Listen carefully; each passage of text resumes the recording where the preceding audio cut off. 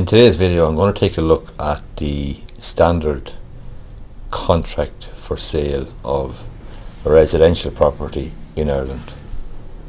So the Law Society issues general conditions of sale. This is the 2001 edition, and I want to just take a brief look at that so that you get an idea of what's involved and how the process of buying or selling a house is done in Ireland.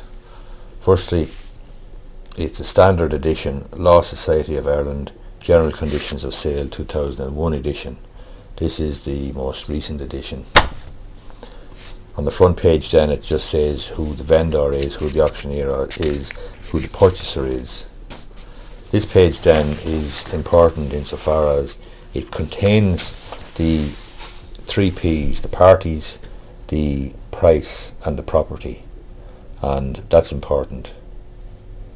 And it basically sets out who the vendor is, who the purchaser is, and the price. And that's the page, just the memorandum or note of the contract, of the deal as it were. That's the memorandum or note that's referred to in the original Conveyancing Act of 1874 or whatever year it was, way back.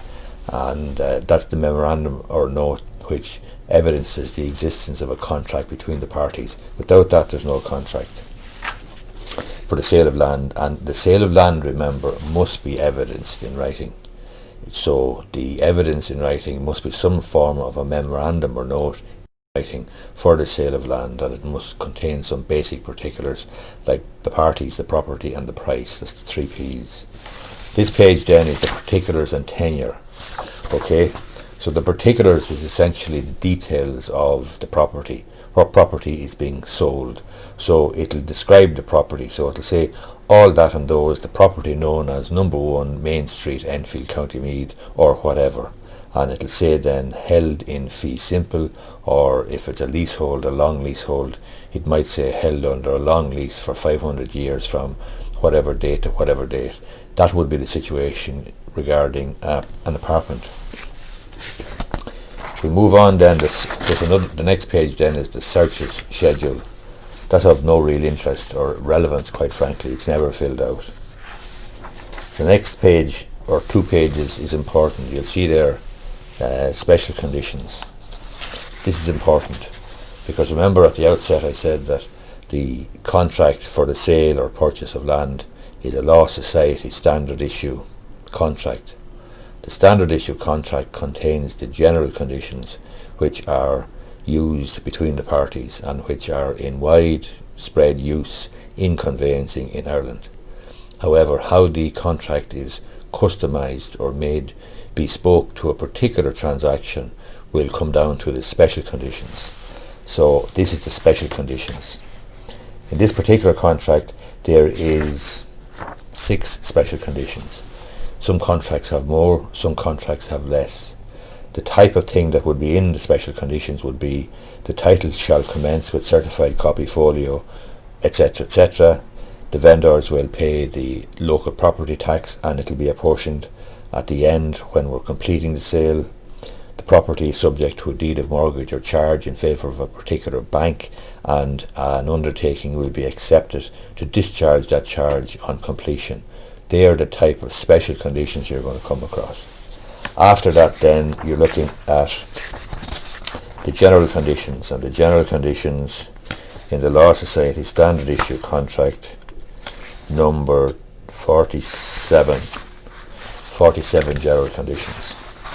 So that's the contract in relation to the sale of residential property in Ireland, and generally it will cover both second-hand and new properties, but new is slightly different in that you might have a building agreement as well, but you will have also that contract in relation to the site.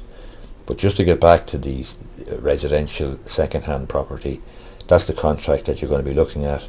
It is standard issue. It will be adapted to particular circumstances to fit the particular property by use of special conditions. So the vendor's solicitor draws up the contract and issues it in duplicate to the purchaser solicitor, who goes through it and goes through the title documents. There's one other thing I actually missed there. I missed it. There should be a schedule of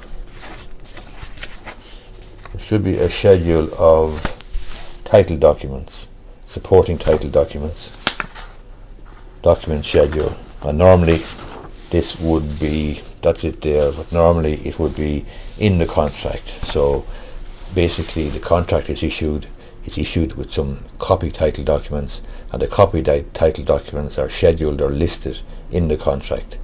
That's what you get at the outset. Then the purchaser solicitor raises inquiries, makes inquiries, and the purchaser will have to do some things as well, like carry out a physical inspection of the property, perhaps get a structural survey, it's strongly recommended, and so on and so forth. But that's essentially the contract for the sale of residential property in Ireland. As I say, it's a standard issue from the Law Society. It will be adapted to particular circumstances, and everything is subject to contract denied until there's a binding contract in place.